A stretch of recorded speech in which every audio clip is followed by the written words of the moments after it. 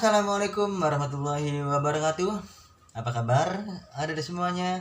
Jumpa lagi dengan saya Kak Igo. Atau kalau misalnya saya mengajar, saya bernama Pak Ilham.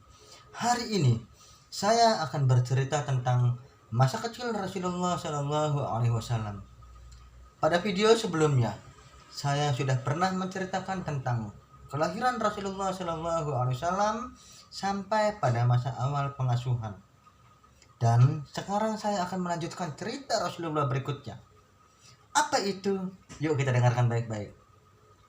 Setelah Rasulullah Shallallahu Alaihi Wasallam lahir, Rasulullah langsung dihadapkan pada sebuah tradisi, di mana kalau misalnya tradisi orang-orang di Jazirah Arabia, setiap anak bayi yang baru lahir itu akan dititipkan untuk disusui oleh orang-orang Badui. Orang-orang Badui itu siapa sih? Orang-orang Badui adalah orang-orang yang tinggalnya di desa. Pada saat Rasulullah Shallallahu Alaihi Wasallam baru lahir, pertama kali yang menyusui setelah ibunya adalah budaknya Abu Lahab. Dia bernama Thuwaibah al-Aslamiyah, dan itu pun hanya disusui selama 3 hari. Setelah itu ada semuanya. Ada seorang Arab Badui yang bernama Halimatus Sa'diyah. Dia datang ke kota Mekah untuk mencari bayi yang dititipkan kepada dia supaya disusui olehnya.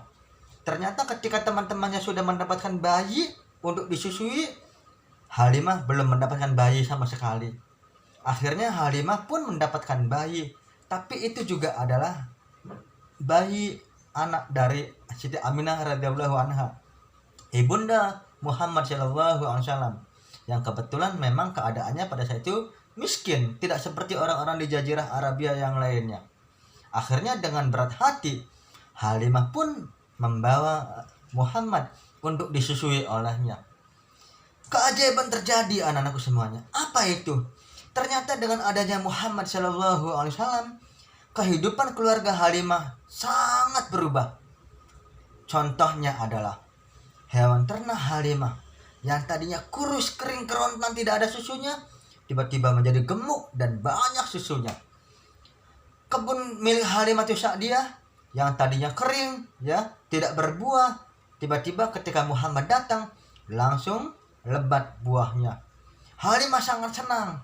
Karena apa? Adanya Muhammad Shallallahu Alaihi Wasallam mendatangkan keberkahan untuk keluarganya. Setelah itu 2 tahun berikutnya, Halimah mengembalikan Muhammad kepada ibunya. Karena memang perjanjiannya adalah 2 tahun.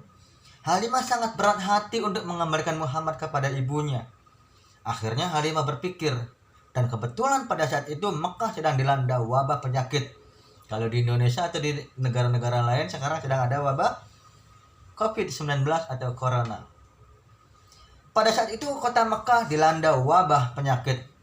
Banyak orang-orang yang sakit dan meninggal dunia.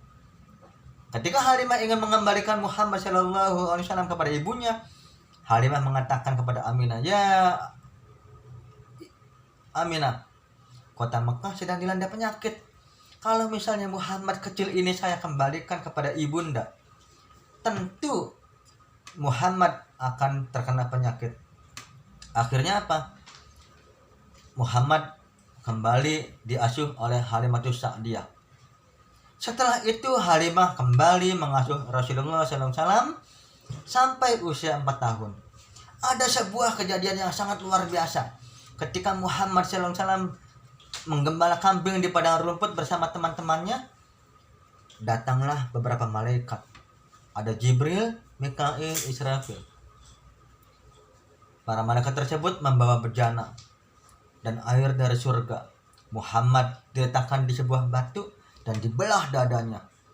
Kemudian diambil segumpal darah hitam, di mana gumpalan hitam tersebut adalah sesuatu yang dikuasai oleh setan.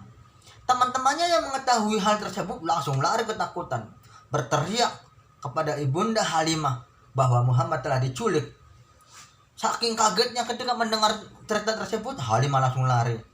Ternyata Muhammad baik-baik saja. Karena Halimah dilanda ketakutan yang sangat, akhirnya Muhammad SAW dikembalikan lagi kepada ibundanya pada saat usianya 4 tahun. Nah, ada di semuanya. Kemudian Rasulullah SAW diasuh oleh Ibunda Aminah dari usia 4 tahun sampai usia 6 tahun.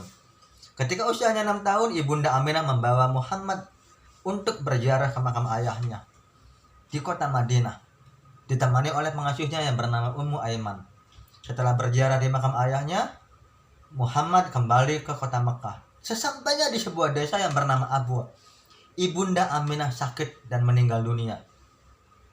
Setelah itu, Muhammad menjadi anak yatim piatu karena sebelumnya Nabi Muhammad sudah kehilangan ayahnya pada saat beliau masih ada dalam kandungan ibunya.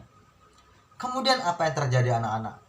Rasulullah Muhammad diasuh oleh kakeknya yang bernama Abdul Muthalib, dan itu kita bisa lihat di kisah-kisah yang akan kita baca, yang pernah kita baca di buku-buku ataupun di buku kisah cerita Nabi Muhammad.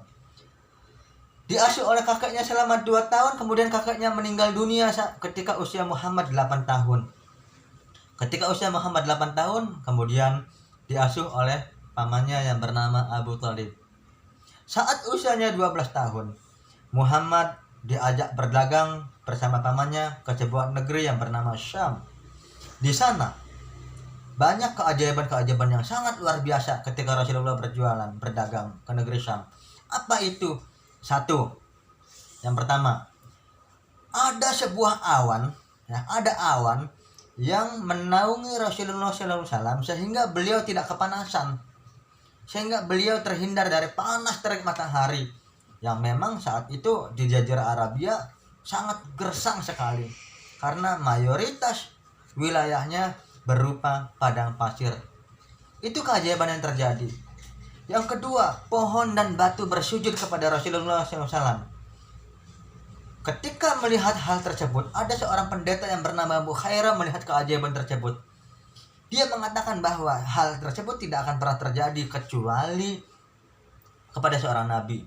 Akhirnya ketika rombongan Abu Thalib tiba di tempatnya Bukhairah, di sebuah tempat yang bernama Busra, Bukhairah langsung menjamu rombongan Abu Thalib dan mengatakan, "Ya Abu Thalib, apakah ada seseorang yang sangat istimewa yang belum engkau ajak masuk ke jamuan ini?"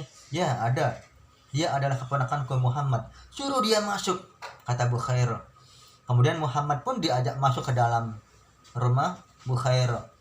Sesampainya di sana, yakinlah Bukhairah bahwa anak ini adalah nabi akhir zaman yang telah disebutkan oleh kitab-kitab sebelumnya. Bukhairah adalah seorang pendeta Nasrani. Dia memahami Injil, memahami Injil asli yang langsung diturunkan dari Nabi Isa alaihissalam. Nah, kemudian Bukhairah pun meminta Rasulullah supaya membuka baju pundaknya.